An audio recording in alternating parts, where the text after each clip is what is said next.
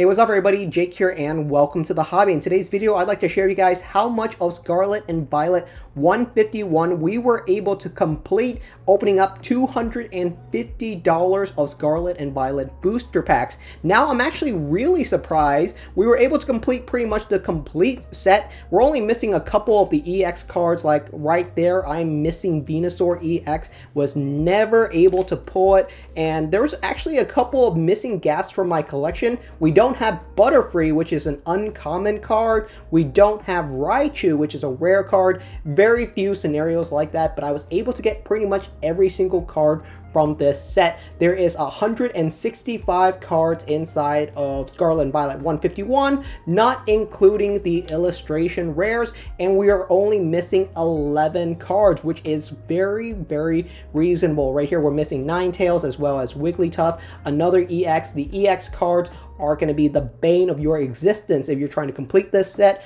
However, if you're looking to pick up the singles on the secondary market, you can pick up this whole entire set. If you were to buy every single card from Scarlet and Violet 151, it would cost you a meager $65 on the secondary market to have this complete set. I do have an Alakazam special illustration rare, but I'm not going to put that into this collection. So we're still missing the EX, and there's still a couple ones like Dugong. We're missing the uncommon card Dugong after opening up a whopping insane amount of booster packs, $250 worth, which is insane. We're still missing Hitmonchan, which is again an uncommon card, and we're still missing the Kangaskhan, so I have the full art EX there as a placeholder. So it only costs $65 to get all the cards from this set, which is not too bad. If you were to just try to collect this set by cracking open booster packs, you're going to lose a lot of money, but that's just part of the journey. You have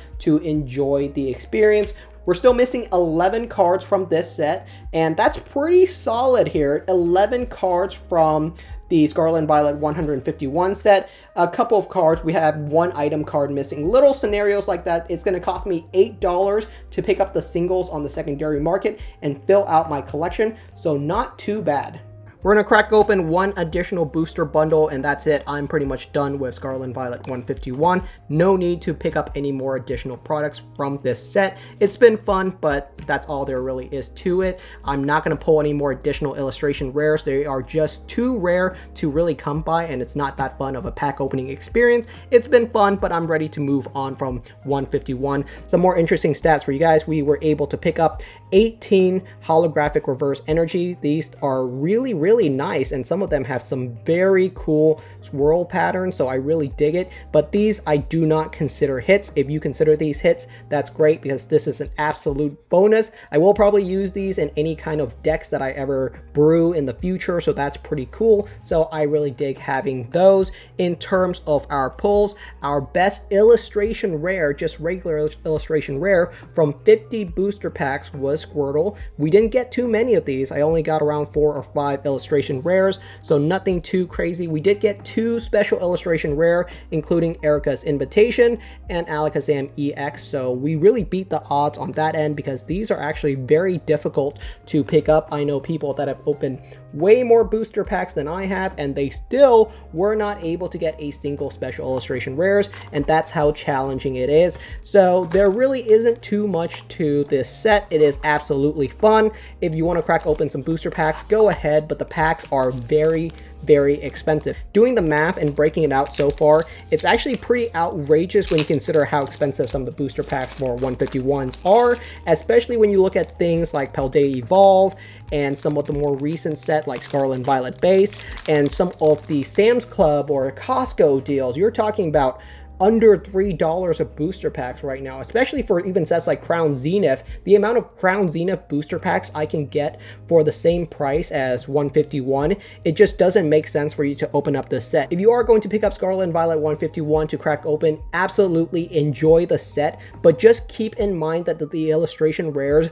are very rare, and people really want those, and unfortunately they just don't appear often enough for the set to be truly enjoyable, especially after you have a copy of just about every single Pokemon. So right now at this specific point, I'm pretty much excited to see a Dugong right now. If I were to pick up a Dugong or another uncommon Pokemon I'm missing, such as Raichu, I don't think Raichu is uncommon, but if I were to pick it up, that'd be really cool. Or Butterfree. I know Butterfree I'm still missing, and that's an uncommon. I'd be really excited to pick up those cards. And that's a great thing about this set right here, is because people are trying to complete every single Pokemon, it ends up with a scenario where you're excited to see any new card. So I've seen all these cards before. It actually took me a lot of work to sort through this set. Sorting through this set and putting the cards into the correct spot in the binder was actually kind of a nightmare. It was enjoyable, but at the same time, we were scrambling, looking through every single card. I had cards sorted through the tables.